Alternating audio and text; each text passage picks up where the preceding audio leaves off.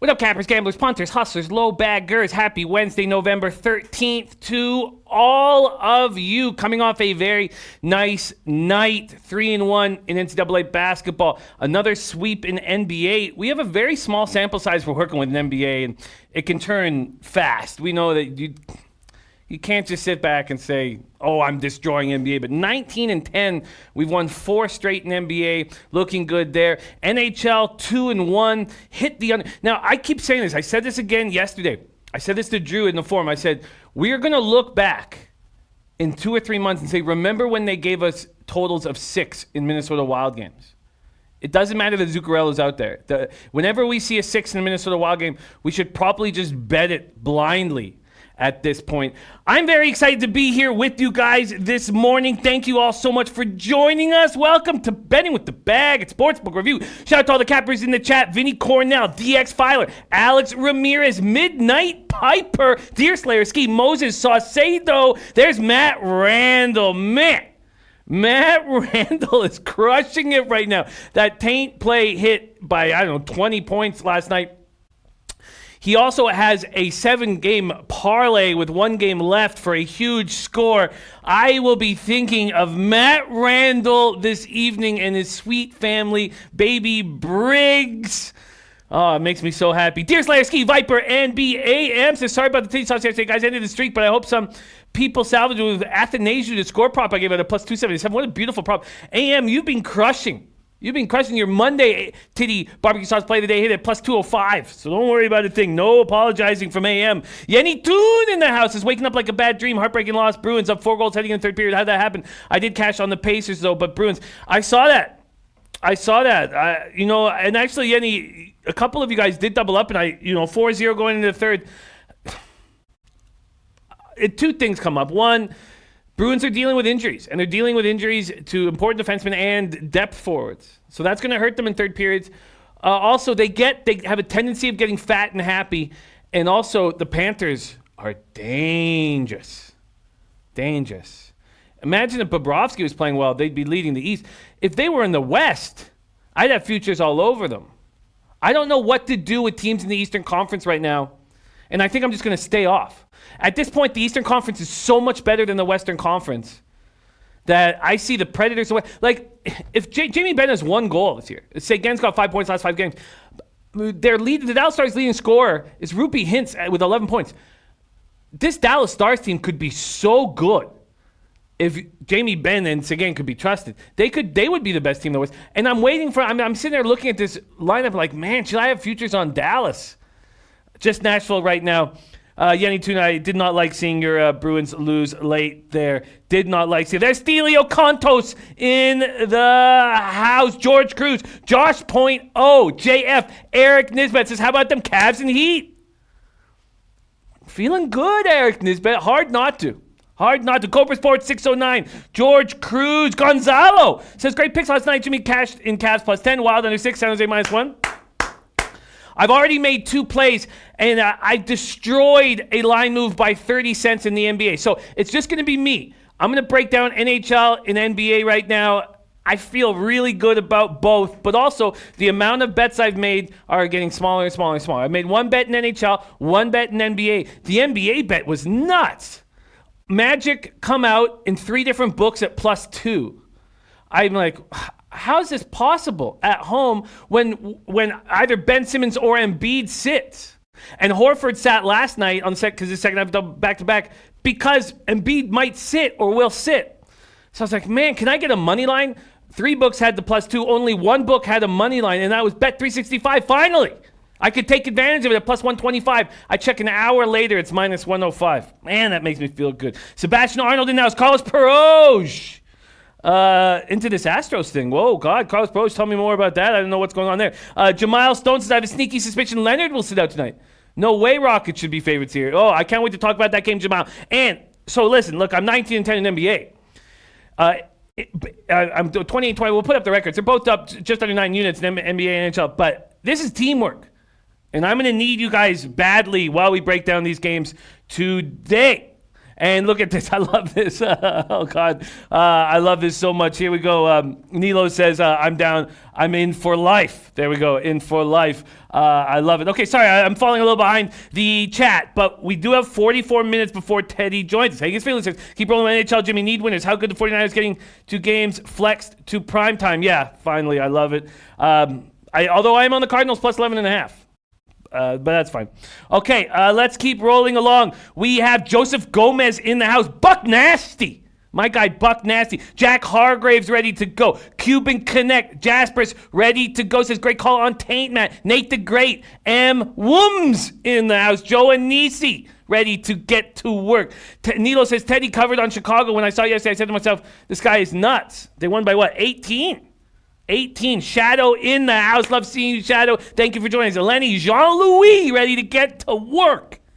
Nutflush Allen here, ready to go. So I've said it before, I'll say it again. As a father of 3, I think back to the days when the kids were babies, and I can't believe being able to cap. Mad props to Matt Randall doing work with Briggs. We got my guy Yin in the house. Love it. Jin ready to get to work. Jin ready to get to work. Okay, Naeem ready to get to work. 50 Cal Davis. D. Summers ready to go. Chot Wham! Okay, we got a great. Slats 45. Brad Hansen. Jerry Beatty. Lizo ready to get that working. Mr. Ghoster. Bubbarito. I love it. Nilo says Magic are +1 right now. It wasn't the +1 or +2. It was the money line that I was, again, we do this in NBA and NBA the most. We make bets betting that players are going to sit in certain situations. And it's just like regular betting. You just need to hit over 55% of the time doing that. Ethan Payson says, Cavs first quarter hit. Oh, I'm thinking Cavs first quarter against great teams. Christian Walsh. And so very soon, College Pros secret cameras to steal signs, so it wouldn't surprise me. B. Fox ready to go. Corey Simmons ready to go. Yellow Jesus in the house says, Flying V, play today, Clippers team total over. Okay, I got to copy and paste that. Viper MB says, Kentucky lost bums. Wasn't that wild? Can you believe the Purple Aces? I thought that was just unbelievable. Okay, so I'm going to copy and paste this, and then let's get to work right now. We're going to start in NHL. Move over to NBA. Oh, and that Furman game. I wish I got on it. Donkey capping Furman. Matt Randall and Furman. This is us defeating the Juice as a team. We work as a team to defeat the Juice. There's Midnight Piper. 50 Deuce. All right. Let's get after it right now. George Cruz. Breets Beats in the house. Love my guy Breets Beats, man. Okay, let's get to work right now. We're going to start with NHL, and I've already locked in a play, and I'm very excited about this game. Dan Kelly says you couldn't even get a money line on Evansville last night. No, but you could at South Point.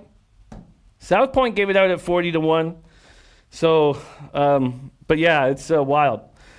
Just wild stuff. There's Unbelievable ready to go. All right, let's get after it. Rye Cape Von Polo. Okay. Von Burgess is taking Magic today. It's a great spot. Yeah, Matt Randall says Dan Kelly in the house. God, there's so many great cappers in this chat. I'm very, very honored to work with you. All right, let's get into NHL right now. Let's pop up the record. Freddie, we got Freddie on the 1s and 2s in the booth. Thank you for joining us, Freddie Fortune. And let's take a look at it. It's nice. It's nice. Smaller sample size. Doing what Dan Kelly wanted me to do and to not take as many puck lines and focus more on -1s. You guys have made me better, and I will not be satisfied until we're at 50, plus 50 units, and then as soon as we get there, we go for triple digits. Let's get after it. There's Shelby Richards. There's 2 plays per day only. Shelby Richards talking about the Islanders game. I'm very excited about the Islanders game, and I'm not entirely sure what to do with it, so what I'd like to do is just tell you the first play, the first move that I'm on, and the game I'm most excited about, and that's Capitals Flyers. Capitals Flyers. Okay, so let's break this game down. First, let's look at, I'll tell you, I got the under 6.5. I got the under 6.5 at +109. And I wasn't sure what the market was going to do. I'm still not sure what the market is going to do with this total. And let's see if it's going away from me or are there 7s on the board. It's going away from me. So I could have got +110. And at Bet365, I could have got +110. So I bet it at plus 100. Bet Online was hanging this plus 109. That's what they're still hanging. Which leads me to believe that sevens are going to come up. I was not sure about whether the sevens would come up. There's my guy, Anna Merrick, said, do you think Coyotes have a shot after the past few games? The Coyotes need a banger. The Coyotes need a Tom Wilson. A shot at... the Coyotes are a good hockey team. They're going to make the playoffs. But they need to do something here. Let's talk about this, why I wanted the under. And it was a mistake. Poker Addict says Caps first period over sitting at roughly 100%. Wow. Anuj Ball says Caps over 12 in the last 13. Exactly. That's why it's 6.5. So the Flyers don't want to get in a firefight with the Capitals under any circumstances. They don't want to be involved. Their leading scorer is Konechny. I mean, what are they getting from Giroux? What are they getting from the guys that we've seen, the Voraceks, the guys we've seen scoring for them aren't right now. And their coach is Alain Vigneault.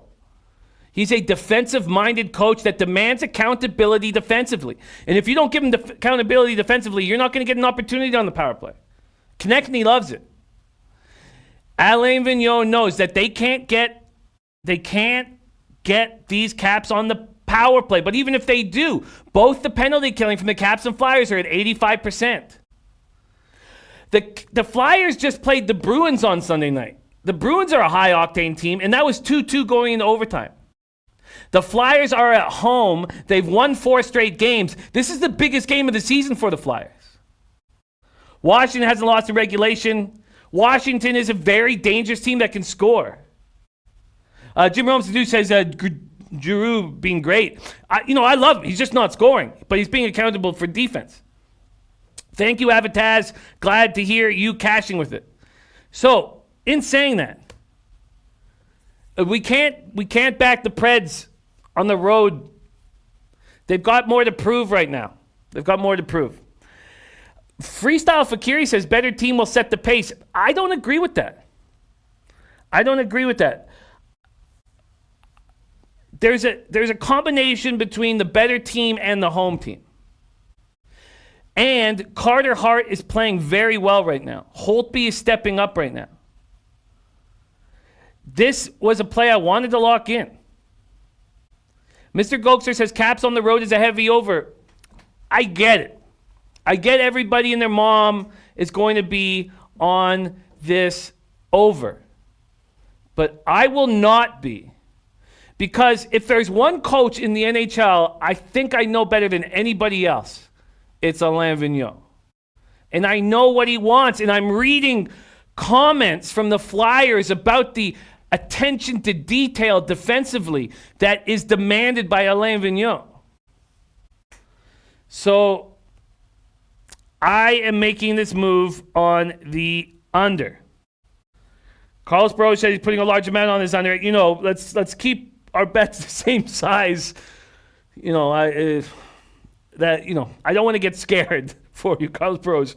But Shelby Rich says 5 of the last 6 went over. Look, that's why it's a plus line on the under 6.5 that I took. So I understand that everything is good. There's my guy Rez Mobbin. Everything's going to tell you to take the over here on the Washington side of things, but not on the Philadelphia side of things. Vegas Gun going right up against me. My guy Vegas Gun in the house. Love seeing Vegas Gun in the house. Our award for capping excellence is named after our Vegas Gun. And now we're going heads up here, which makes me very scared.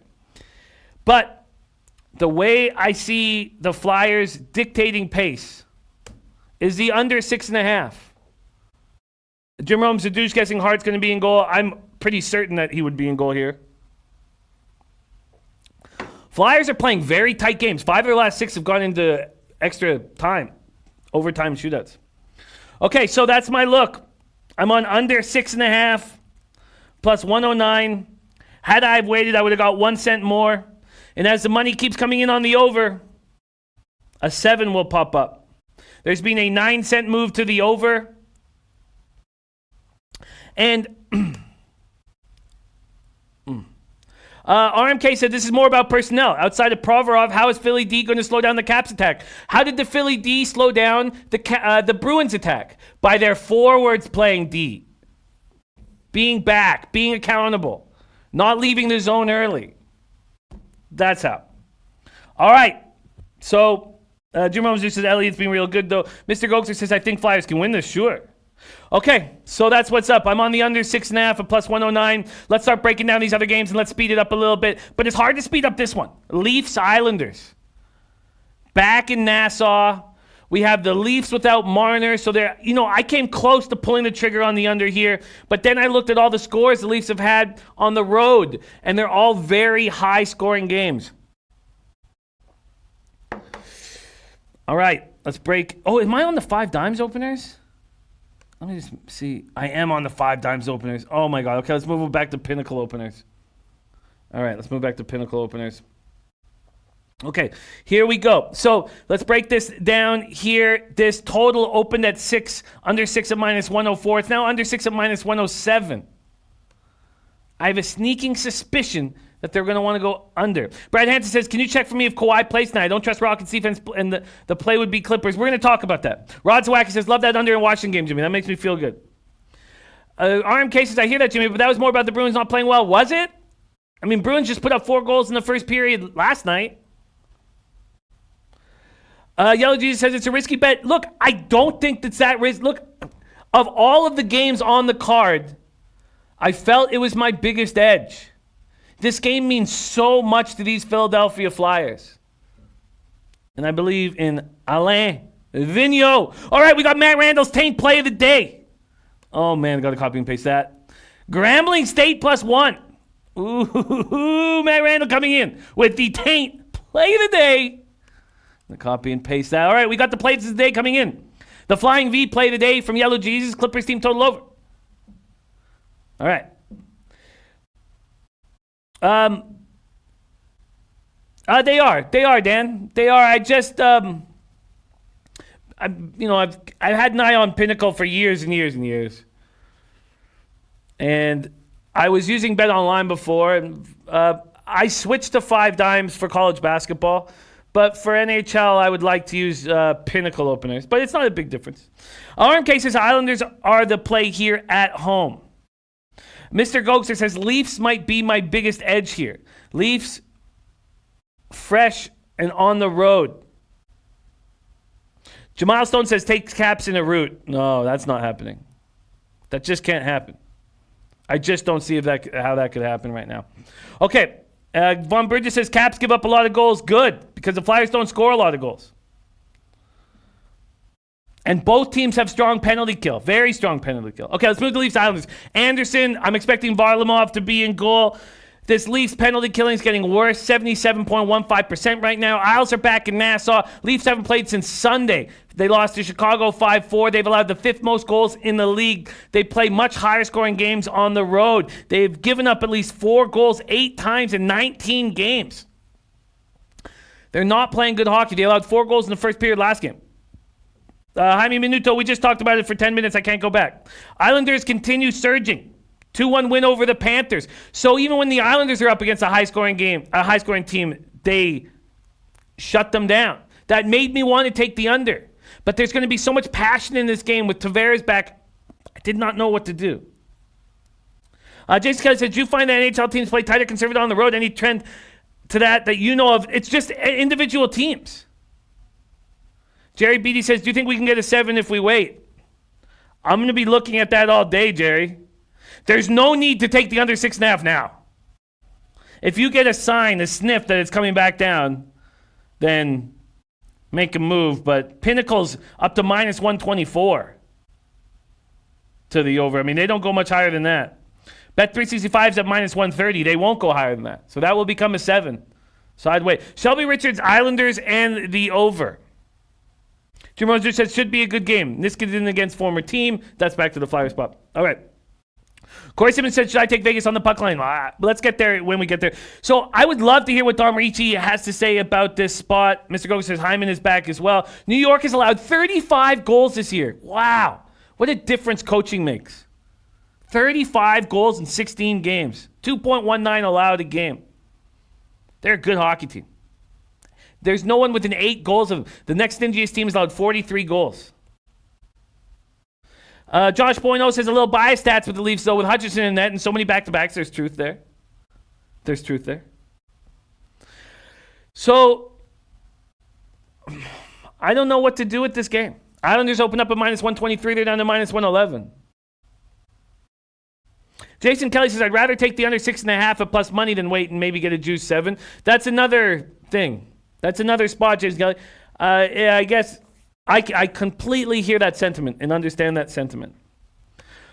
I am not making a move on Leafs Islanders yet. I need more time.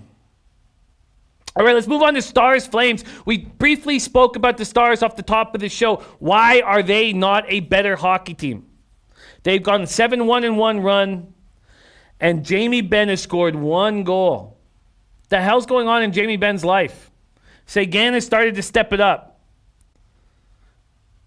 Seguin has 5 points over his last 5 games, but he's 11 points in 18 games. Tyler Seguin, how is it? This is such a strange team. Such a strange team. They have no Klingberg, Flames coming off 3-2 overtime loss to the Blues on Saturday. They're 2-0-1 during their current homestand, and it ends with Dallas. Calgary's gone to overtime in 7 of the first 20 games. Shelby Richards said Dallas beating Flames 6-7. RMK says, look what the Isles did to a hot Panthers offense off that terrible loss to the Pens. Isles will slow the game down and win. I think you're probably right, RMK. And you're having a better NHL season than me. Jamal Stone, Hutchinson's gone. Hutchinson's cut. Hutchinson's not on the team anymore. C. Priest says, thanks to the chat for Blues and Jets under last night. Won $400. Nice job, Steve. Jason Kelly says, capping the Stars is a nightmare. If Seguin and Ben were playing good hockey, I would have a future on this Stars team to win the West. And they still could do it. Corey Simmons, like in Stephen F. Austin. Rico Money in the house. How do we handle this Flames-Blues spot? Tricky. Calgary opening up at minus 147. There's been a 6-cent move to the Stars. This total was juiced to the under at minus 109. Now it's heavily juiced to the under. Minus 127. So an 18-cent move towards that under. Mr. Gokser says, I'd even take Leafs puck line at a big score. Wow. There's Trot Wham in the house. Adam Boo says, hints out for the Stars. Normally not worth noting, but it is this season. Yeah, Adam, no question. He's been their best player. Shelly Richards saying Calgary does not play well on Wednesday. 0-4 last Wednesday. You're right that the Stars are a tricky cap. All right, let's move on. Corey Simmons wondering about the Flames money line and the Blackhawks money line. Those are 2 teams I do not trust. And you've seen the amount of bets I'm making shrink because it's imperative that I smash NHL, and NBA just scares me. I am always scared betting at NBA, always. It's just, I can't get rid of it. All right, let's move on to Blackhawks, Golden Knights. I do not want this Golden Knights team ever. Sitting at minus 220, a 1-cent move towards them. This under at 6.5, minus 114, a 1-cent move to the over. We talked about why the Golden Knights aren't the same team last year. There's Ski Profit in the house. Perfect timing, Ski. Just about to jump into NBA. Thank you for joining us. Robin Lehner, 934 save percentage for the Blackhawks. Marc-Andre Fleury should be between the pipes for the Knights, coming off a bad game. Knights 7-0 against the Blackhawks all time. Beat them 2-1 in a shootout in Chicago, October 22nd. Blackhawks been alternating wins and losses over the past 5 games. Scored 5 goals in 2 of its past 3 games. Kane heating up, 20 points. Vegas, 3-game losing streak. You're paying ridiculous amounts of money for guys like Riley Smith and William Karlsson. Ridiculous amounts of money for Mark Stone. No team pays their second line as much as the Golden Knights do, and Pacioretty and Stastny are broken. Nick Allegretti says Blackhawks had to score more than 4 goals every game to win. Tough spot. I don't think they do with Lehner in goal. I like Lehner. Ski Profit saying anybody in Vegas right now? Yeah, I wish I was right there. Richie Rich says smash that Toronto over 6. I did not bet the Ducks when I saw Miller in that. Understandable. There's our guy Richie Rich. Now it's Richie Rich. I'm on the under 6.5 in that Caps Flyers game. Okay, I do not want to sit here with bets on. So Corey saying, should we have Flames and Blackhawks as favorites? And I know my sample size has dropped. I'm not betting many games. But my ROI is high, and I'm going to keep hammering. There's Shelby Richards in the house. He's in Vegas. Raven in the Desert in Vegas. You guys got to get together. All right, so I have one move in NHL, maybe my only move. Coming off a 7-2 day, 5.14 units, 2-1 in NHL, plus 1.24 units, 7-2 overall. Ski, 30% ROI in NBA. We're going to pop that record up in a second. All right, so with all that said, love the under. Yes. Oh, God. When I roll with Richie Rich, we get paid. My only look, the under 6.5 in the Capitals Flyers. That's it. There's Kenneth Heath in the house. Lucky lefty watching with Tata Booker. Love you guys. Okay, let's move on to NBA. And I know that there's only 29 games that I bet on this year. But, man, looking up at this record makes me feel good.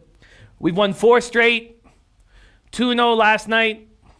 My leans are cashing too. I feel like we're seeing things clearly. I'm looking forward to work with you here. Freddie, can you pop up the NBA record for me, my friend? Pop up the NBA record. 30% ROI. Up 9 units. Now, another thing about NBA is that can go away very fast. Can go very fast. All right. Let's work together here. Let's get after it. We're going to start with the first move I made. Magic money line at plus 125. We talked about it off the top of the show. I couldn't believe I could get a plus 125. It moved 30 cents within 45 minutes. The best I could get money line right now on Orlando is minus 150. Wow, so I beat that market move by 40 cents in my book. How could they be doing that? Unbelievable. RMK says, did you go over Sens Devils? No, I must not have. Senators Devils, my fault. Thank you so much. I skipped it. We're going to quickly go back to NHL, Freddie. I'm sorry about with the graphics. I got to quickly go back to this Devils-Senators game. Absolutely my fault. Sorry. Was so excited about the Flyers and the Leafs game, I completely skipped it. All right, we're quickly going back to that game. Ottawa, New Jersey. Ottawa opening up at plus 154. They're now at plus 150. We're going to spreads and totals here. And the total juice to the under at 6.5 has been an 8-cent move to the under. Okay. Nilsson Blackwood. Devils come back home after going 3-2 on a 5-game trip. The only thing that concerns me is they're a young hockey team. They looked fine. They won the first 2 games in Carolina and Winnipeg, lost in Edmonton and Calgary, and then finished it with a 2-1 win at Vancouver on Sunday. Taylor Hall heating up. Points in 8 of his last 9 games. Ottawa goes to New Jersey off that 8-2 loss. They're angry. So you have an angry Ottawa team going up against a New Jersey team who could take these guys lightly. Makes me want to have nothing to do with it. Nilsson was pulled after being named NHL's first star of the week. The guy is so streaky. Richie Rich, it's hard to fade a team who was embarrassed in Ottawa. No, you're absolutely right. It was a 4-1 win for these Sens. RMK on the Sens money line here. I get it. Mr. Ghost says Sens taking money, and I can see why. I want nothing to do with this. Nothing at all to do with this game. Nothing. I'm going to stay off. But those first periods, and I have a meeting with the graphics guy today here, our guy Oscar, so we're going to have that ready for you soon where all of my bets in NHL will be broken down into individual categories as well. I'm very excited about that. RMK says Devils first game off of Western Canada swing sense here. Ottawa money line makes sense, says Josh Poino. I'm only going to be betting Ottawa first periods. I'm only going to be betting Ottawa first periods, and I don't want anything to do with this hockey game. Okay, let's go back into NBA right now. Let's go back into NBA. We're starting with this Magic spot. 40-cent move I beat plus 125. RMK says no Sens first period for you here. No, only taking Sens first period when they're going up against excellent hockey teams, great hockey teams, and I'm getting a huge plus line. Only time I'm doing that. All right, let's get after it. Sixers on the second half of a back-to-back after barely getting past the Cavs 98-97 last night. Sixers 25.8 assists a game. But we have Ben Simmons with a sprained AC joint in his shoulder. He came back, 15 points. Who's he going to play again tonight? I mean, don't you see this Sixers team not using Embiid or Simmons tonight? Embiid, 27 points, 16 boards. And this is the first back-to-back of the season for the Sixers? Doesn't make any sense to me. Horford was out of the lineup last game because they knew they were going to need him this game. Sixers are just 3-3 on the road. Now, yeah, Magic have lost 5 of 6. They look good in the first half of their loss to the Pacers on Sunday. They shoot 55.3% from the floor. They go 8 for 13 from behind the arc, and then they look terrible in the second half. I expect them to step up here. And against the short-handed Sixers team. And I'm getting a plus 125, and it made me feel very good. Lucky Lefty, Sixers, Raptors, UT Martin moneyline, 3-team moneyline parlay. We'll copy and paste that right now from our guy, Sportsman of the Year, a.k.a. Lucky Lefty, in the house. Consider that copied and pasted. Rod Zawacki says Jersey tonight. I tell you what, I'm not going to bet on that hockey game. And that's, I can't just be firing away like I have been the last couple of years if I want to hit plus 50 units in either of these sports. Magic, money line, plus 125. Very thankful to get that there. All right, let's move on to Memphis, Charlotte, Grizzlies, Hornets. Let's see what we're dealing with right now. Let's get off the money line. We have spreads and totals here. I'm on the best odds page in the business, sportsbookreview.com, SBR odds page. Oh, sorry, I'm on third quarter somehow. Let's go to full game. All right, we have 18 minutes. I need your help. Let's get after this. Memphis, Charlotte. This total opened up at 220. It's now at 221 or 221.5. Charlotte opens up at minus 1.5. It is now at minus 2.5. Very interesting stats coming out of this game. These are two very interesting teams I want to watch. First thing that jumps out at you at Memphis Grizzlies is Ja Morant already. 10 games in a year. Looks tired. He looks a little beaten up. 82 games. It's a tough, tough thing to do. Hornets have a 3-game losing streak after Sunday's 114-106 loss at Philly. Hornets getting 23.7 assists a game. Ja Morant and the Grizzlies, 26.4 assists per game. They've already rested Ja Morant. He looks tired. Devontae Graham stepping up. Malik Monk stepping up. Cody Zeller is playing like the guy that we believe. Cody Zeller can run the floor. Cody Zeller is a dangerous player coming off season high 24 points, 10 for 13 on the field. All right. David Stewart says, I like Memphis. Raven in the Desert says, I like Hornets. Shelby Richards like Memphis first half. Ethan Payson said, watched a lot of the game last night. Ton of energy used. Embiid diving on the floor. Don't see him playing. Same here. Jerry Beatty says, line tells us Magic will win. I love it. All right, let's keep rolling right now. Astute Chaos rolling with us. Leaning Memphis first half. Jaren Jackson Jr. Whew. This kid is very good. I can't wait to watch these Grizzlies play in a little bit. Poker Addicted says, high-tempo teams. 50 deuce. Says Hornets win. Memphis won for the first time in 4 road games. San Antonio's terrible, but we can get into that. And they're not always going to be there. They are a tricky cap. I've stayed away from San Antonio all year. This is the first multi-stop road trip of the season for the Grizzlies. Can you believe the Grizzlies lead the NBA in points in the paint? Who does that? It's Jaren Jackson. He's awesome. Ja Morant, leading scorer among rookies. 8 points, held to 8 points Friday at Orlando, then doesn't play the next night in Dallas to get extra rest before 9 points on Monday. Astute Chaos says no defense, a lot of pace. I don't know. Nut Flush Allen, props coming to Dave Late Show. Love it, Nut Flush Allen. All right. I don't know what to do with the Grizzlies Hornets. And I don't want to be there. Sanka in the house, love it. I don't want to be making moves on these bad basketball teams.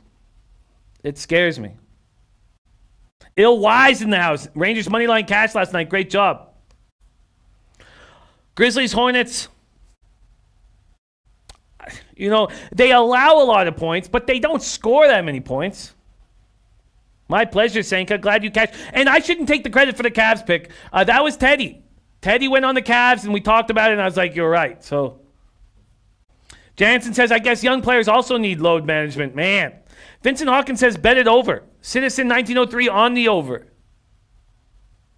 I'm even hesitant to make that move.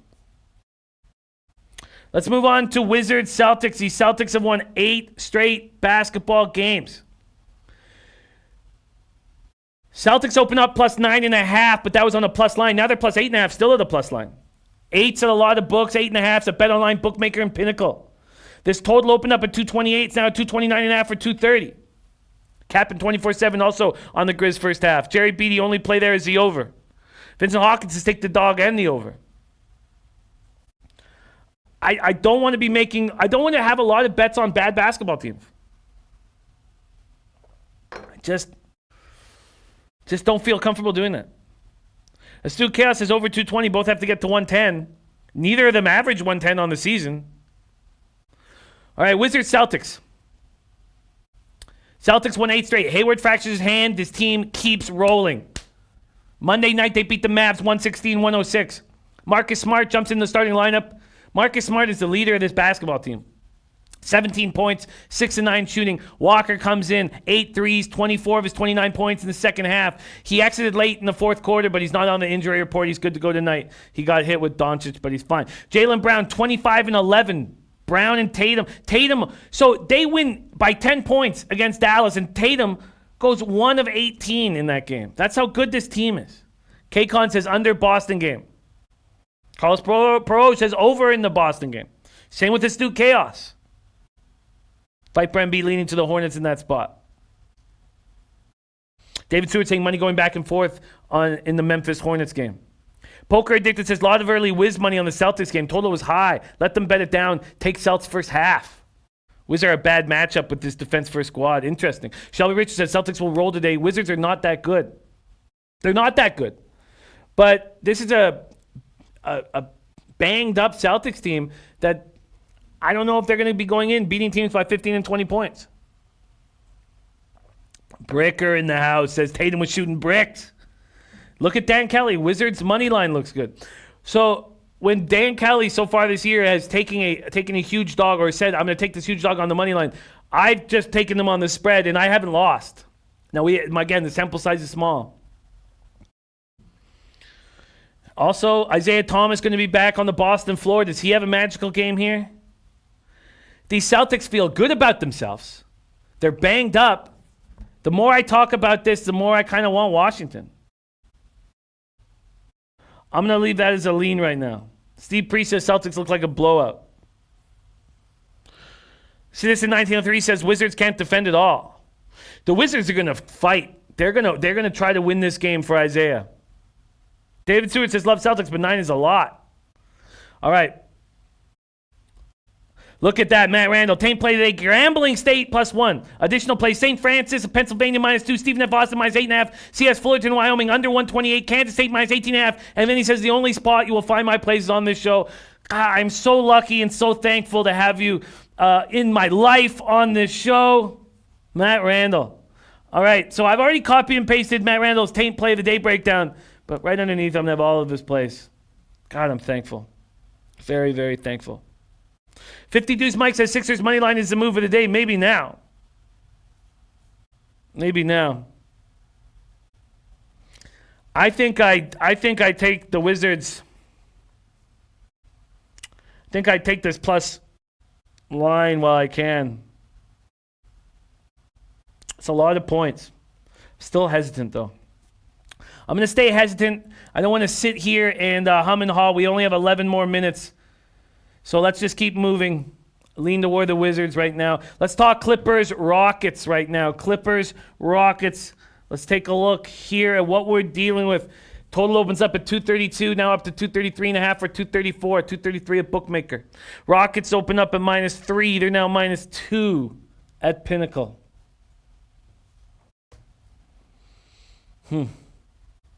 Tricky spot. Okay, on Monday, New Orleans, Harden puts up 39 points. You know, it's funny because on the court, you see no defensive hustle, but in comments, he's continually saying how they need to have more defensive accountability, blah, blah, blah. Why isn't he showing it on the floor? Why isn't he showing it on the floor? NBA leading 373 points this season. That's the most points through 10 games of anybody in the last 50 seasons.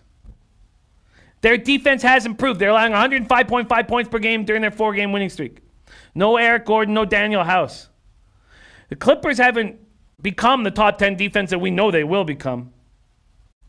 But they allowed 10 points in the fourth quarter. I know that was a tired Raptors team on Monday night. But they allowed 10 points in the fourth quarter against them. Eden says, I love the under 234 here. And Jan says, because it doesn't apply to him, Jimmy. I get it. All right, Slats. Slats going up against me. A lot of people will. The public will be all over that over. And that's what this show is about. It's about us capping together, but we don't have to stay on the same side. Nothing wrong with... You got to trust your gut. The last thing you want to do is lose a bet that where you switch over to the other side because of me or because of someone in the chat. Stick to your gut. All right. Clippers, Rockets. I think that under is interesting. We know what the Rockets are doing. Do we have the balls to go against the market move? That's the question. Do I have the balls to go up against this market move to the over? I'm going to wait and watch it. Jerry Beatty says Clippers play defense, Rockets don't. Ill Wise, play of the day, Dallas money line. Plus 125, I like it. David Stewart, Celtics team total 119, Wiz 110.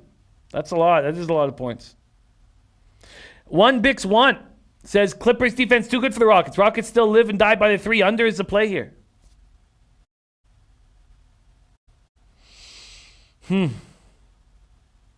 Shelby Richards under. Clippers want to slow it down.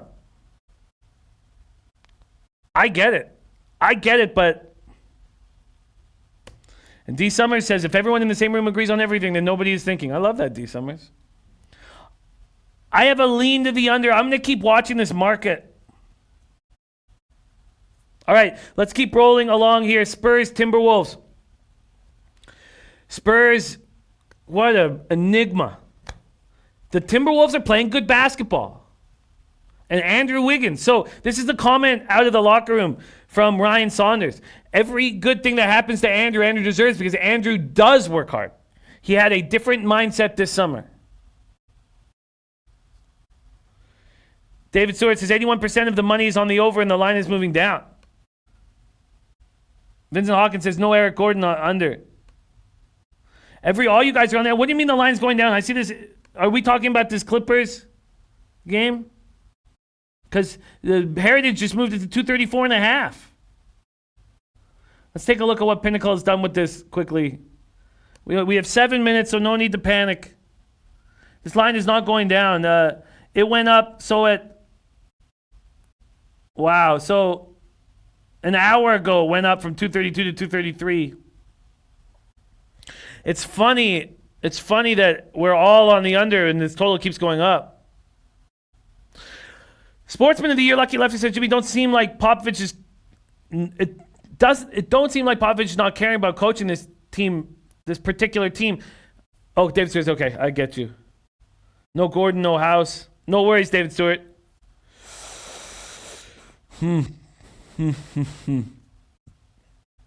Okay, I feel you, David Stewart. All good. So let's move on. So Spurs are just a tricky cap. When are they going to get their shit together? And these Timberwolves are fighting. These Timberwolves are playing hard. Andrew Wiggins, I guess, trained for the first time this summer. God, he's been such a disappointment to us up north. Timberwolves opened up at -1. Now they're -2. This total opened up at 227.5. Now 227. When are the Spurs going to step up? Teddy B says, Jimmy, the under is the play, especially first half. Who said it was moving up? Are we still talking about the Rockets game? I'm saying it's moving up. I have them here right in front of us in Sportsbook Review. But Teddy B, I love having Teddy B in the chat with us. All right. Joe and Easy giving love to our guy, Nuff Flush for his player props that keep cashing. Okay. So Wolves have won 2 of their past 3. 120-114 victory on Monday over Detroit. Now it's finally slaying the Bears, finally slaying the Tiger. Andre Drummond bullied Cat his whole career, and Cat finally fought back. 25 points in the win. Snapped an 8-game losing streak to the Pistons. Another thing that happened with the Timberwolves, and we got to look out for it, they went 6 for 45 against Denver. Then they went 8 for 10 in the first quarter in that next game and never looked back. David Stewart says, I love the Wolves here. Wolves play good at home. Guru says, take the over, Jimmy. That's a guaranteed casher. You mean, Guru, you mean in the Rockets game? We keep going up to it. George Cruz says, Spurs trash on the road. Spurs so trash on the road. They are. But when are they going to step up? So Napier and Teague will be available tonight for the Wolves. I mean, Tony Parker has his number retired and they lose by 4 to Memphis. When are they going to step up? You know what? I know this sounds crazy, but I don't want to fade the Spurs. I don't want to bet on them, but this is a fishy line. Spurs are playing terrible. And yet, the Wolves are 2-point favorites, just 2-point favorites? It's fishy. Makes me uncomfortable. And as you guys know, NBA scares me. Bricker says, cap the Wolves winning by 8 to 10. I agree. Teddy B says, Jimmy, the Spurs have owned the Wolves, won 4 last 5 matchups. It does feel like this is a bit of a different Timberwolves team. Citizen like in the over in Minnesota, San Antonio. That makes sense. That makes sense. George Cruz says, fade this trash Spurs team. I wonder what Dan Kelly's doing with this game. This is the type of situation where, Stu Chaos says, these Spurs don't care about defense. I hear that too. But this is that type of situation where the NBA just gets you. All right, let's see what Teddy has to say about this game. Let's move on to Warriors-Lakers right now. Warriors-Lakers. Here we go. Lakers open up at -10. Now they're 9s across the board. A 9.5 at Bovada. This total opened up at 219.5. It's now 220 at some books, 219.5 at others. Joanie says, Jimmy, I'm thinking Anthony Davis will sit tonight. I agree. Golcool, I've only made one play in NBA, and that's the Magic at +125. Would I take him at -115 or -120? I don't know. I'd have to think about this. Not Flush On says, every time you do this, Jimmy, I come back in the morning and say, damn it, Jimmy's gut was right. Scotty Wap says Spurs roll tonight. Dan Kelly says, I'm looking at it right now. And Teddy agreeing, saying AD might not play. Kuzma stepping up. Coming off best game of the season off the bench, 9 of 16. 2 big threes down the stretch. LeBron keeps dishing the ball. The distribution from the Lakers, 26.5 a game. Enough Flash On said, this will be my focal point today. Viper MB says, don't be a fool, only bet live in NBA. Only bet totals pregame. I'm fine betting pregame. But I hear you, Viper MB. Ethan Payson saying Kawhi not being listed on injury report. I expect Kawhi to play. Matt Randall added Boston College -19. I'm going to copy and paste that quickly here. All right, we got a couple more games, and we can use Teddy to talk about the Raptors Blazers game. I don't need to cap that without him, so we can. So let's just finish touching on this game here, this Lakers game, and then we'll bring in Teddy covers. Okay, so Rondo comes back. Played 14 minutes, 7 assists in those 14 minutes. Impressive. Out with a strained right calf. Interested to see if he's going to be in the lineup. Teddy B says last night on the Spurs game, Spurs 7-2 against the spread in the last 9 meetings in Minnesota. Look, this is the type of game that it excites me so much, the Wolves-Spurs game, but it's the type of game I stay away from because the NBA scares me like no other sport.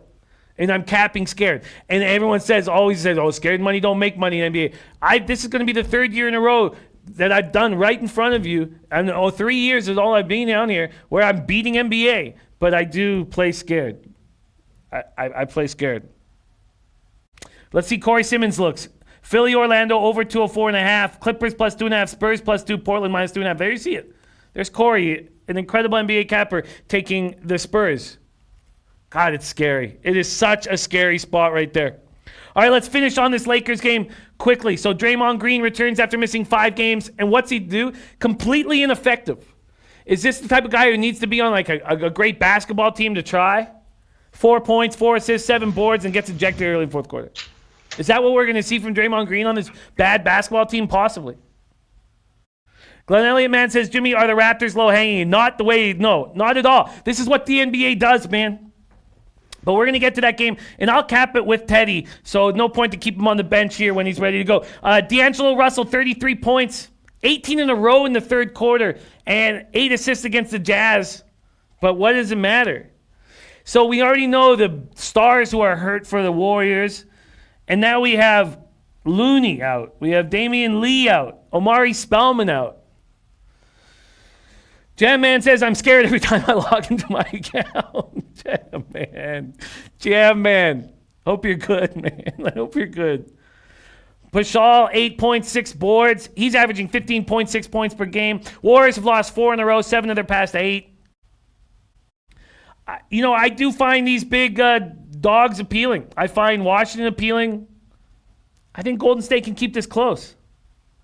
Dan Kelly says, if you forced me to make a bet on it, Timberwolves money line. It's a very interesting game. All right, we still have to cap this Raptors-Blazers game.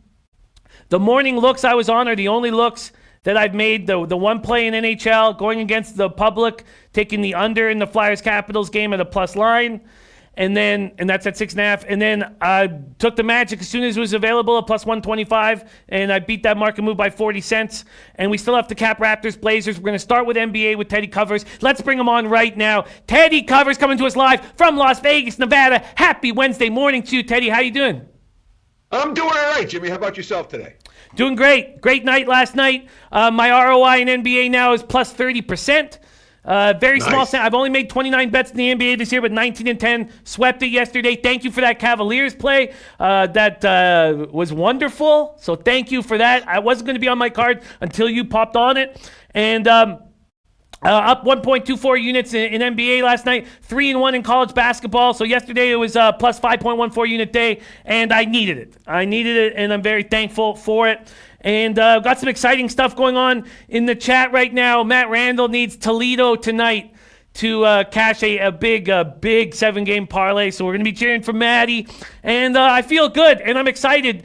So I would like to get right to work. And I'd like to start with NBA, Teddy. And there's one game that I haven't capped yet on the show, and that's this Raptors game against the Blazers.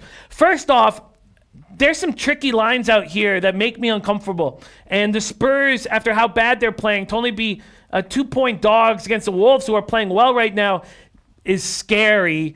And the Blazers are playing so bad right now, but man, this is a beat-up Raptors team at the end of a road trip, playing their third game in 4 nights. So Blazers on the second half of a back-to-back, Raptors playing their third game in 4 nights. These are 2 tired basketball teams, and it makes me hesitant to make a move. Portland opening up at -3. They're now 2.5 across the board. This total opened up at 221, and now we see 218s. So the Blazers are beat up. Nurkic and Collins out. Now Rodney Hood, uncertain. He set out 2 straight games with back spasms. McCollum is playing bad. Whiteside is being there some games and not there other times. And then the Raptors just lost possibly Anunoby. We don't know if he's going to be in the lineup. We're already without Lowry and Ibaka. So it's just Van Fleet, Powell, Gasol, and Siakam.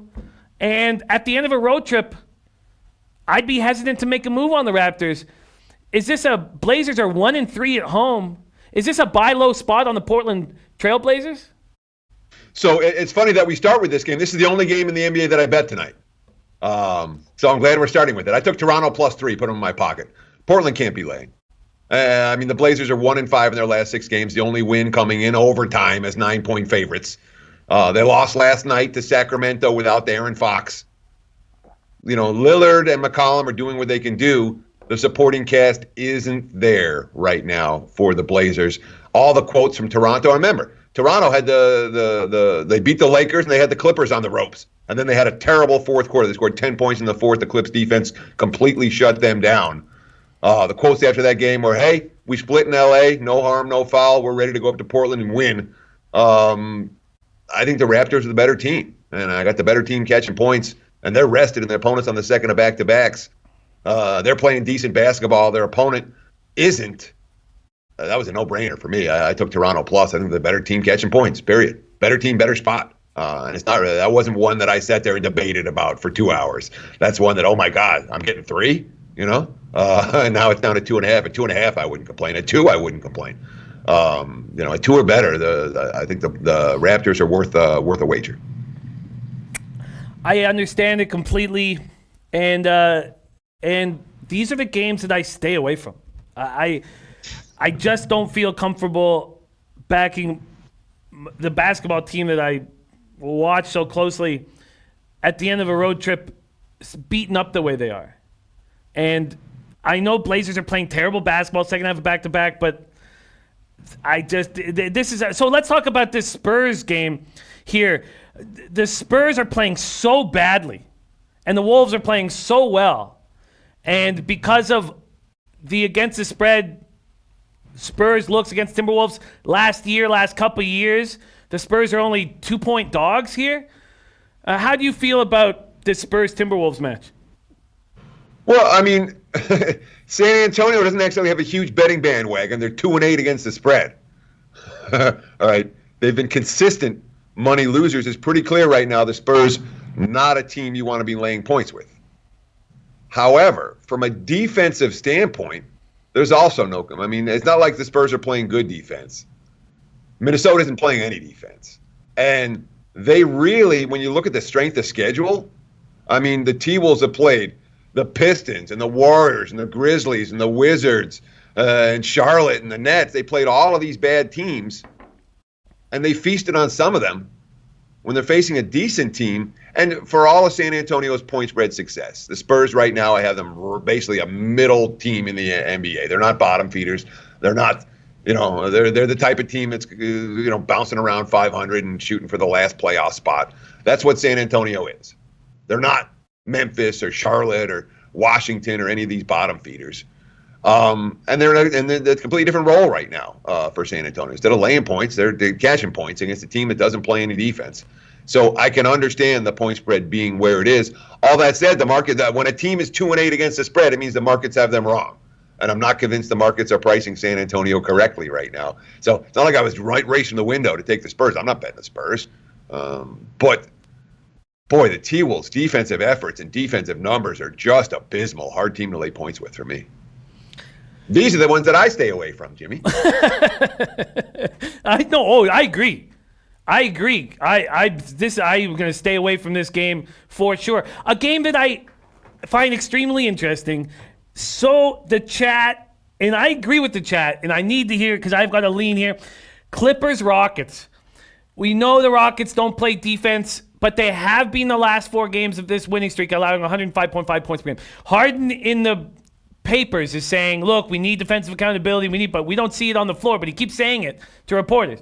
Then we have the Clippers who don't want to get in a 100-meter dash with the Rockets. They want to play defense. This total is high and has gone up, and everybody in the chat, like in the under here, what do you think of this total in Clippers Houston? Opening up at 232, up to 233.5 at Pinnacle, 234 almost everywhere else, 234.5 at Heritage. Teddy, the total in Clippers Rockets.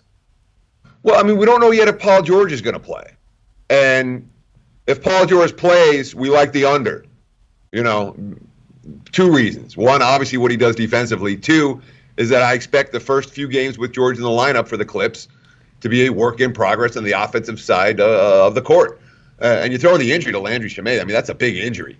Under the radar injury. It's not like he's a huge deal, but he's instant offense for the Clips. So I would understand some under money if he played. Of course, last time these two teams played, and again, the Clips played defense last year too, but 135, 103, 133, 113, 115, 112 were the 3 minis last year. All 3 went over, but it's worth noting what those totals were.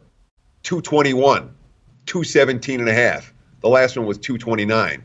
Totals are in a different ballpark in the NBA this year. I can certainly understand an under wager. I just wanted to look at those, the last 5 for Houston defensively. I know you said the last 5 they played better, and I haven't seen it. Not with my eyes anyway. But yeah, the shooting percentages are showing it.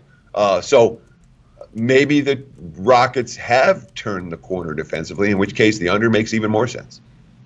It does.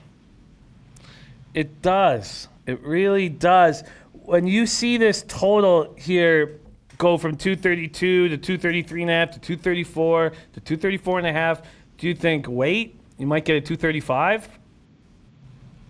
Yeah, it's a moral equivalent of you're not trying to catch the falling knife. A point spread's dropping, you wait till it stops, and then you make your bet. Once the knife has fallen. In this instance, the knife is rising, or the total's rising. As soon as you see one book tick back the other way, one leading to tick back the other way, that's when you buy. But right now, with the money coming to the over, there's no urgency to get to the window betting the under.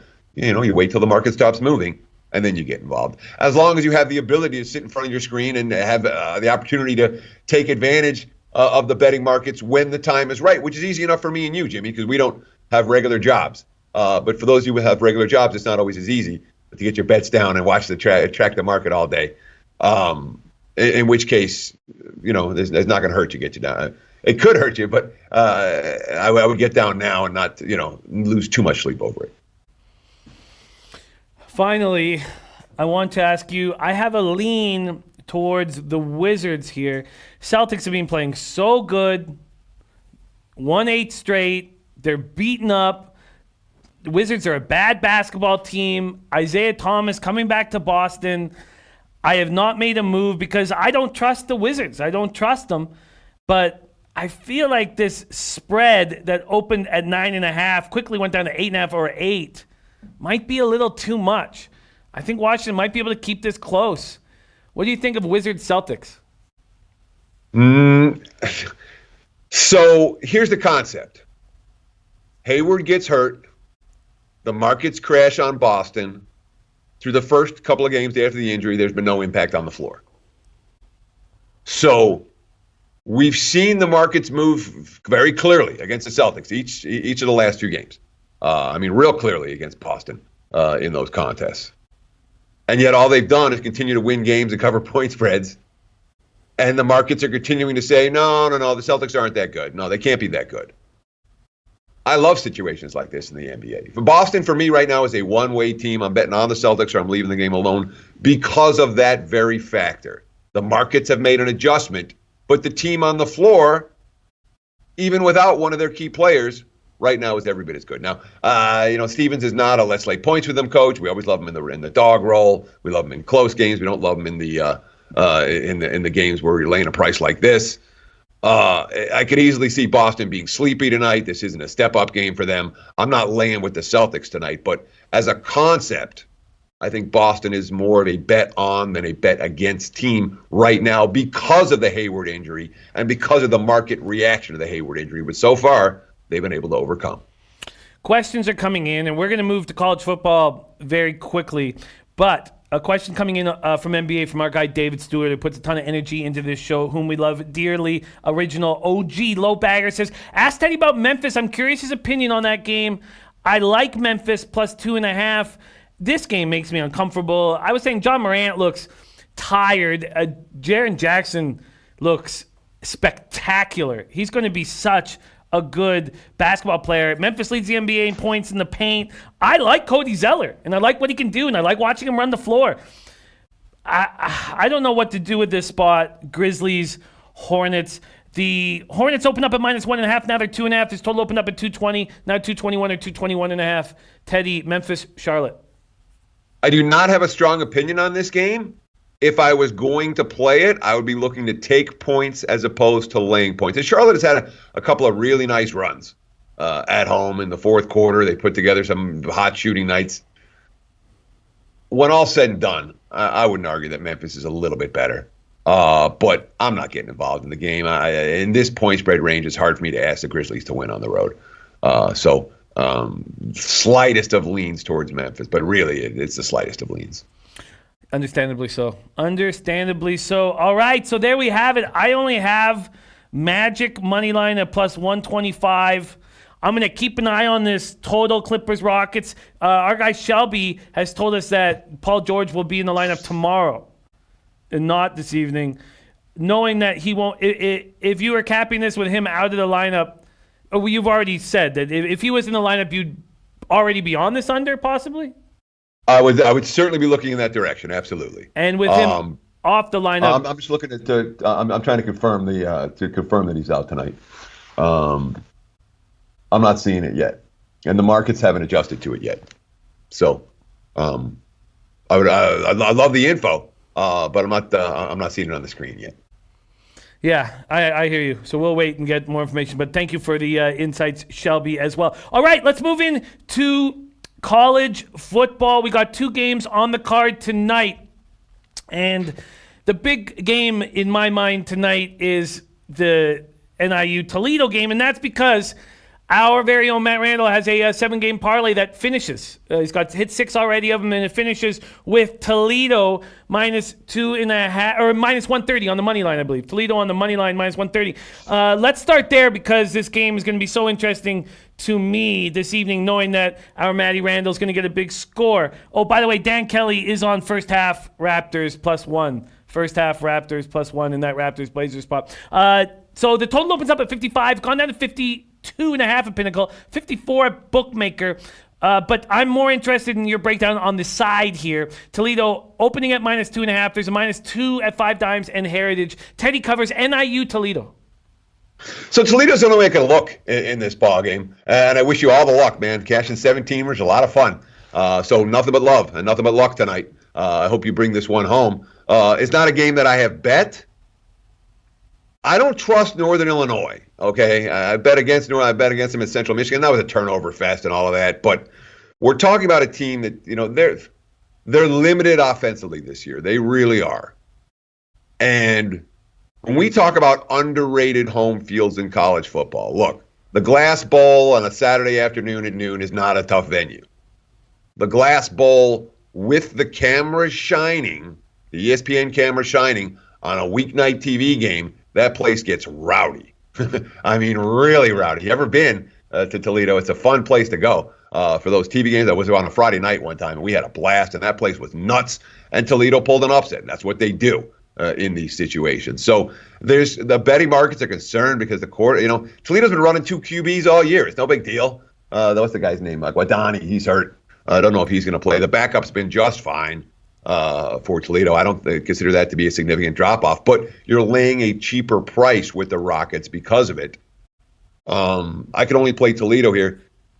And again, haven't they won every game at home this year? I'm pretty sure they have. They have. They beat BYU. They have the upset there. They knocked off Western Michigan. This is a home field that's worth something. And I understand they haven't won these games by margin, but at -2.5, you don't have to win by margin. Lean Toledo. Haven't pulled the trigger.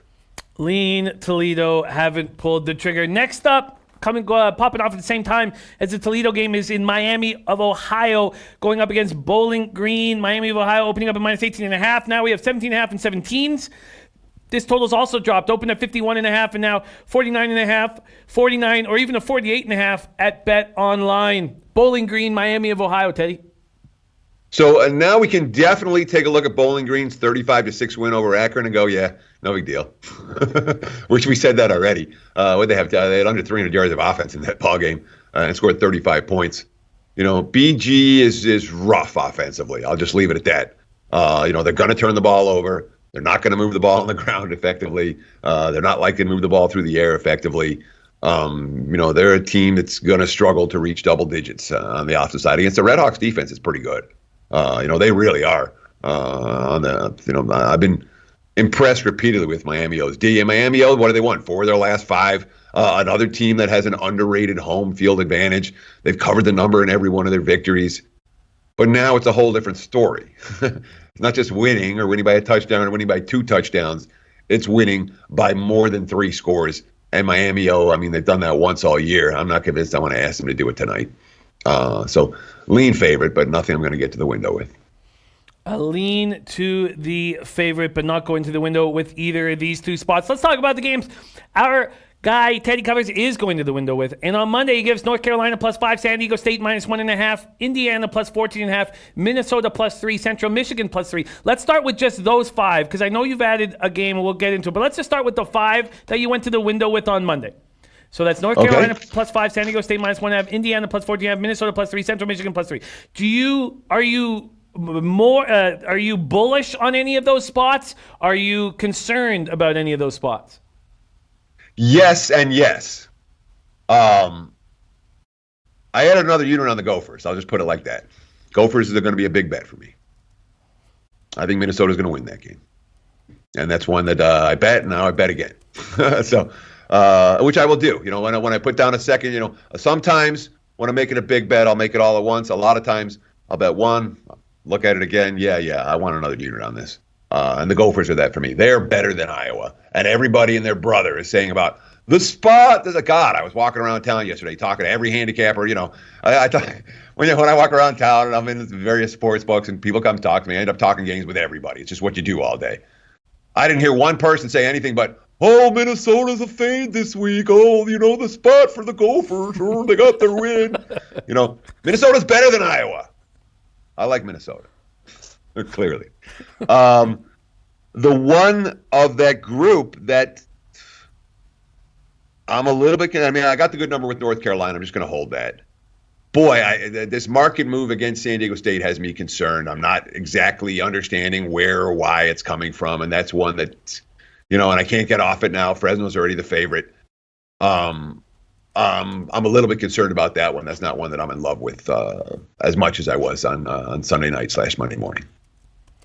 That's very, very interesting. Thank you for breaking down those spots. And man, DJ Big Boss in the house says Minnesota is real. Man. Also, speaking of DJ Big Boss in the chat, we are doing one last Pick Six show together tonight, not live, cool. But starting next week. DJ Big Boss, Big Ragu, and myself will be doing the playoff drive live every Wednesday night together, and I'm very excited about working with them live again. Okay, let's move back. So there were 3 plays that you were close to making. You were waiting for a number. You were waiting to get to 28 with New Mexico. You were waiting to get 7 with Wyoming. You were waiting to get 7 with Cal. You jumped on Texas at +7. So let's talk about those 4 looks. How do you feel about your look on Texas that you went to the window with? And then have you got to the window with the other 3, and are you expecting to? I haven't gotten to the window with any of the other 3 yet. The Lobos, I probably I may well have talked myself out of New Mexico. We'll see about New Mexico. I'm still waiting for the number with Wyoming, and I'm still waiting for the number with Cal. The 7 haven't popped for either one. You know, if it comes to, you know, Friday or Saturday, you know, if it comes to we're getting a kickoff, and I'm still not seeing 7s, we'll see if I get involved. I did make one bet, and I made a bet. How do I say it? I made a bet that goes against one of my principles that I try not to do, is take a lot of these ugly underdogs. But I couldn't not take it. I played UMass +40.5 against Northwestern. You know, how do you not? Northwestern can't lay 40.5. Northwestern wins the game 31-3. That's fine. I don't know that Northwestern's going to score 40+ if you put us out there on defense for the opposing team. So that's one that I put in my pocket, betting number 343. UMass +40.5. And if I lose, I lose. So be it. I'm not going to beat myself up, but this is value. Northwestern's not built to cover point spreads like this. Wow, Lucas Paff says, has a 1-8 team ever been a 40.5 point favorite? You know, it's funny because those plays, they excite me so much. I wish they didn't. But I can't help but hear when you're going to take a 40-point dog, I'm like, whoo, like I got to like get that off because that doesn't help me. And we just saw, I took Maryland to +44 for show purposes, 42, and I bet it, and I was like so excited, and then I just hated myself. You know, it was just like, you schmuck, because that's what my dad used to call me, a schmuck. Okay, let's move on. We have questions pouring in right now, so let's get after it. Okay, here we go. Feel free to hammer your questions. I'm going to move over to the NCAA football page here. I've got spreads and totals here at sportsbookreview.com, the best odds page in the business. All right, let's get after it and start firing your questions. I've copied and pasted a bunch of them. The first one is from our guy, Moses Saucedo. Says, can you ask Teddy about Cal USC? And he says, I'm leaning towards the under. Let's pull this game up right now. It's the last game on the card. Rotation number 361, 362. This total's been at 48.5 and is not moving, not budging. A 1 cent move to the under. USC 6.5 point favorites. Do you think our guy Moses should pull the trigger on the under 48.5 in USC Cal? On the is he leaning under or over? I thought he was leaning over. No, he says leaning under. Okay, so here's this. Like, Cal's been a dead nuts under team this year, last year, recent years. I mean, that's who they are. I haven't bet a whole lot of Cal games over the total in any recent season. Last week, game went over, offense moved the football, quarterback monster played well. That's, to me, a concern, a real concern if I'm betting the under this week. And especially against a USC team that's going over the total week in, week out. USC's been the opposite of Cal. The offense has been good. The defense has been spotty. I like side more than total in this game. I can see Cal hanging around in a low-scoring game, and I can see Cal hanging around in a higher-scoring game if Monster could throw the football anyway the way he did last week, or if USC makes the mistakes they did last week. It's not a game to me, and the thing I see clearer on this game is side as opposed to total, and it's not one of those games where I'm like, if Cal's going to cover, it has to be a low-scoring game. I don't see it that way, so I'm sorry, I just don't have a strong take on this total for you. I don't. No problem. No problem at all. We have questions coming in. I'm just trying to grab a rotation number. Next question that's come in is from our guy, Cole Colio, another OG low bagger, says, ask about Texas State Troy. Rotation number 345, 346. Troy opening up at -8.5, now 7s across the board. This total opening up at 60.5, now 61s across the board. Teddy covers Troy, Texas State. You know, the kids from San Marcos is not a good football school, man. Texas State is, you know, they got the win last week against South Alabama, a bad South Alabama team. They were, you know, life and death to win the game. Laying 7.5. Did they sniff a point spread cover in that game? I don't think so. I'm not a Texas State fan, so it's Troy or pass for me. And I don't know that Troy plays the kind of defense that I want to be in this point spread range. I understand their offense is explosive. They also have potential look ahead next week. They got Lafayette and App State on deck. And this is a win one and get out of town type of ball game. So I could only take Troy, and I don't love Troy here. So it'll be a pass for me. All right, will be a pass. Oh, I love that. Kevin Taylor. Oh, I love hearing that. Kevin Taylor saying loving the under with the Flyers. Sorry to get off topic, but that going against the public. Man, talk some hockey. It's all good. Going against the public gets me gets my heart beating faster, and it gets me very excited. So I love hearing that you're with me on this, Kevin, because everybody and their mama going to be on the over, and that's not the way Alain Vigneault plays. All right, so John Williams, and we're going to go back to it now, but he asked all in capitals. John Williams says, can you ask Teddy what's up with his San Diego State pick moving to +1? I know we briefly talked about it off the top, but do we have any exact – can we find any reasons? I haven't found one yet, and I looked yesterday. I'm going to look again today. I don't know, and what I don't know, that concerns me. And that was a significant move, and it came out much shorter than I thought it was going to come out of, and now the money's coming the other way. So, like I said, I got the Aztecs, which is at a bad number in my pocket. And I am concerned about that game. But with the digging that I dug yesterday, I didn't find anything. So what do? You keep digging. We'll see what we find today. As of now, I don't know why that line moved where it is. I leaned Aztecs. I bet Aztecs. And now I'm a little bit concerned about it. But I'm not going to freak out on a market move. You know, markets move all the time for all different reasons. I still think San Diego State's a better team. And as long as there's not some key hidden injury or the locker room didn't collapse in some way that I don't know about after last week's loss to Nevada, I'll expect to hold my wager. Because that was a spot that Paco Healy loved too. And Paco Healy knows his team inside and out. I don't know what to make of it either. Okay, we've already spoken about this game. And DJ Big Boss says fade the public. That's what we did here in Vegas.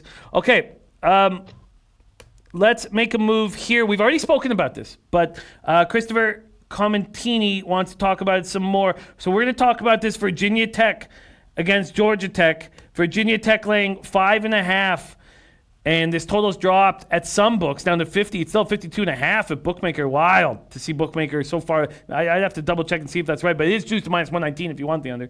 Virginia Tech laying 5.5 on the road. Should we back? Should Christopher Comentini back Virginia Tech laying 5.5 to Georgia Tech? So, I mean, Georgia Tech's a team that started out the year and they lost every game and every point spread through the middle of October. Teams like Georgia Tech, if they show any signs of improvement, can be legitimate moneymakers down the stretch because the markets have crashed on them well below the talent level that's on hand. Defensively, they played pretty good the last couple of weeks. They gave Virginia a battle. They gave Pitt a battle. They knocked off Miami, which looks even better in retrospect. Although that was kind of the game that turned the Canes season around. But there has been buy signs on Georgia Tech in recent weeks. Defensively, I think they're a good notch too better than they were a couple months ago. And the offense is not good, but it's coming around. So, and Virginia Tech has been such a home road team, and I know they hung around at Notre Dame. That was also courtesy of the 90-something yard fumble return touchdown that made a pretty big difference in that contest. They're outgained basically 2-1 in that game. And that happened, and I understand they won at Miami. They were outgained by 225 yards in that ball game. I don't trust the Hokies to win by margin on the road. I don't. They have gotten better. They also just won their 6th game and clinched bowl eligibility, and this might be a spot for the Hokies. So not a game I plan to bet. Slight lean to the home dog. Next question comes in from our Christian Walsh. Wants to know about Kansas, OK State, rotation number 375, 376. Oklahoma State at minus 17, now 17.5, and an 18 at Pinnacle. Pinnacle leading the way towards backing the favorite. Kansas, Oklahoma State total opened up at 65.5 now, all over the map. You can get it at 66. You can get it at 68. And that's what he wants to know about. Wants to know if you would take the over in Kansas, Oklahoma State. That's the only way I'd play it is over. Total-wise. Side-wise, I have no idea what to do with this game. Total-wise, Kansas is an over team, okay? Their offense is okay. They can make some explosive plays. Their defense stinks. They will give up big plays in bunches. So, Oklahoma State, especially Cowboys team coming off a bye. And I would not be surprised. And last time Oklahoma State came off a bye, remember, they got wiped out at home by Baylor in a game where they had a ton of mistakes and turnovers and all of that. This time coming off the bye, one would think maybe they'll be a little more prepared. From a side standpoint, I have no idea what to do with this one. But I am looking at Kansas as an over team, and it's not like Oklahoma State's not. Their totals have been high. The unders they've cashed this year is because their totals have been pretty freaking high. But if I had to play this one, I would look over well before I looked under. We have two different cappers here wanting to know about this Tulane Temple spot. Jerry Beatty says, please ask Teddy about the Tulane game. Billy Boxer says, can you please ask why the big move in Tulane Temple? Rotation number 323, 324. Tulane opening up at 3.5, now 6s across the board. This total has dropped a point from 55.5 down to 54.5. What do you think of this big move towards Tulane? Everyone's so polite, Can you please ask Teddy? Thank you for being so polite, guys. You don't have to be that like, what the hell's the deal with this game? It's fine. And I appreciate that. I appreciate you guys, asking so nicely. I do. So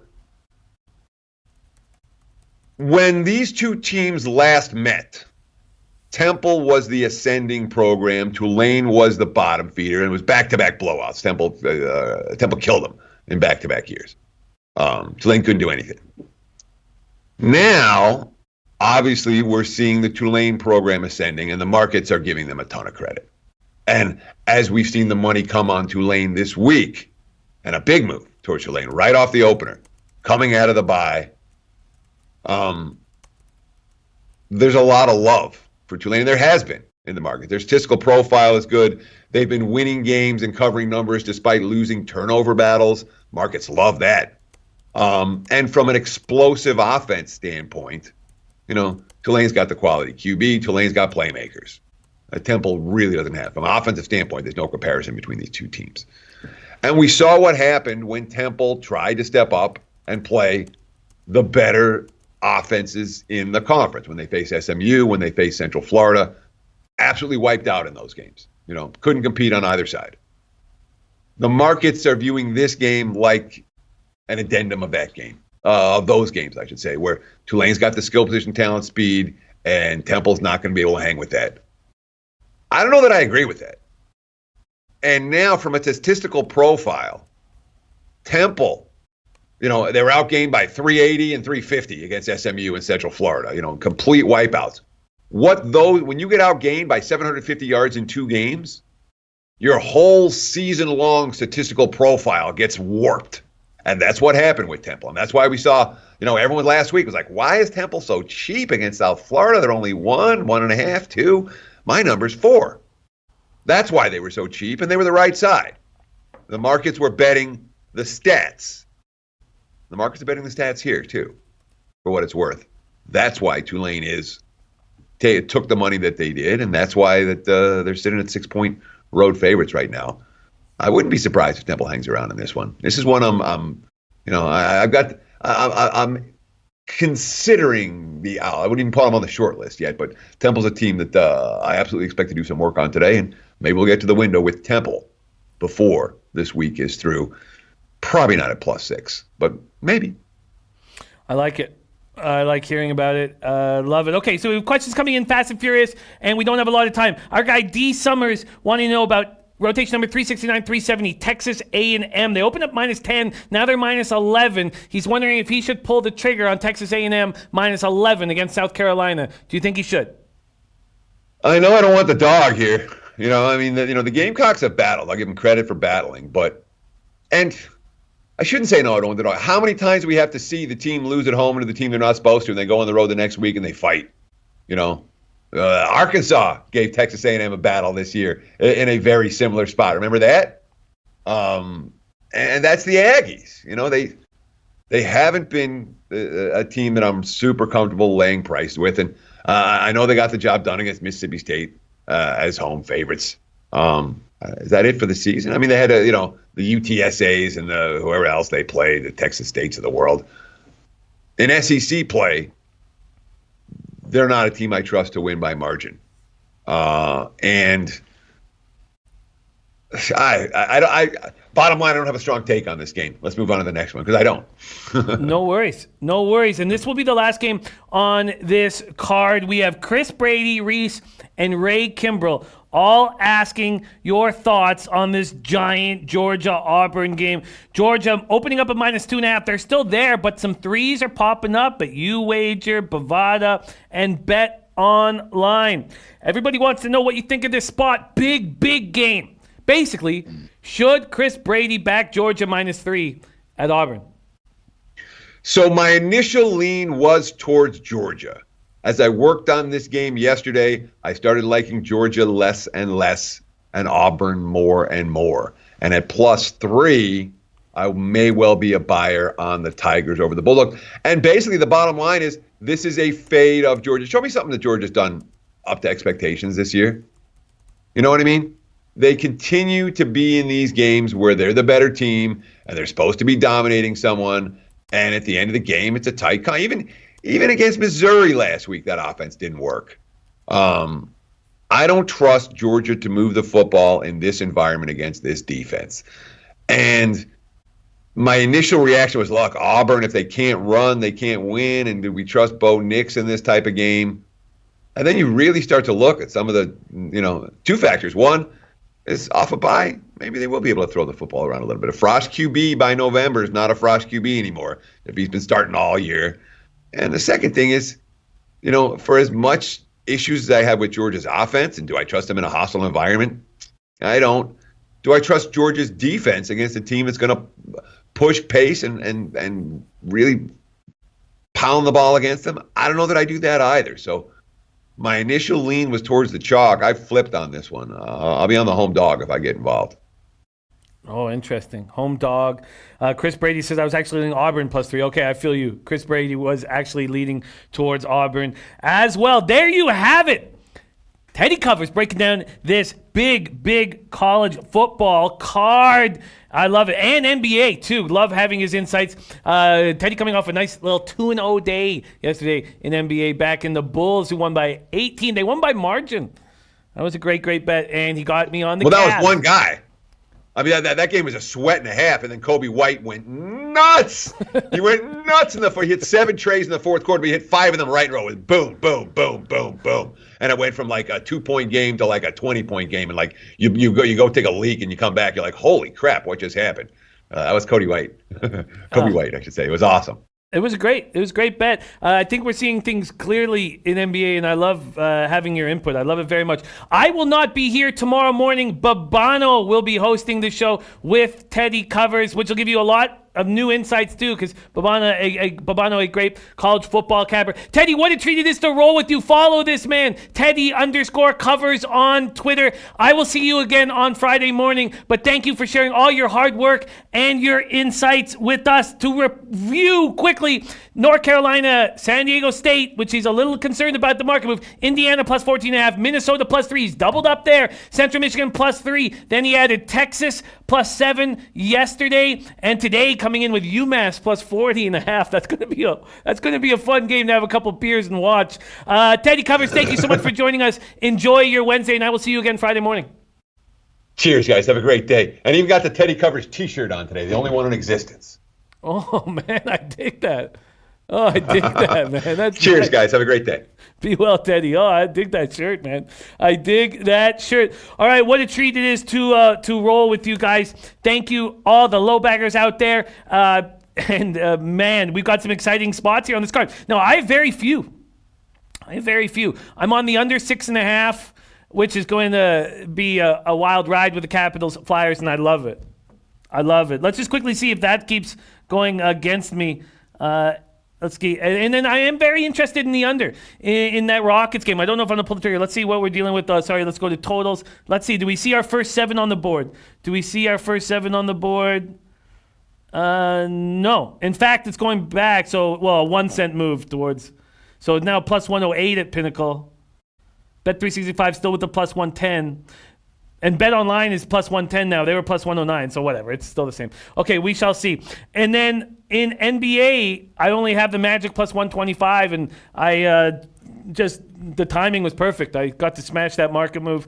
And I'm very interested in the under with you guys here in that game. So that'll be, let's just take a quick look and see what's going on with the total there. Let's see if it starts moving towards the under, and then I will need to pull the trigger. Let's see. Here we go. And no, Heritage still 234.5. The under 233.5. Still at Pinnacle at minus 102. So that tells me they're about to move to 234. They are. So it was, wow. Okay. So yeah, they are. They're about to move this to 234. Interesting. Okay. Very, very, very interesting. So I'm going to keep an eye on that market move. Reese already played the under. Tata, I have so much love for you and Lucky Lefty. What a great couple you guys are. I will be back Friday. I'll be on the Late Show Thursday. Just not the morning show. I'm going to do one more taped show with my guys, Big Boss and Ragu, tonight. And then starting next Wednesday night, you can come home from work and pour yourself a beverage and hang with us live as we have the new Playoff Drive Live Pick 6 show. On behalf of myself, our guest today, Teddy Covers, Rafa in the booth, everybody here at Sportsman Review, thank you guys so much for watching. Let's get after it. Let's have a big day. Coming off a 7-2 plus 5.14 unit day. Feels good. Need more now. See you guys on the Late Show when Mad Maxwell Smart breaks down the entire college basketball card. But most importantly, let's get after it. Let's take what's ours. Leche, los bookmakers.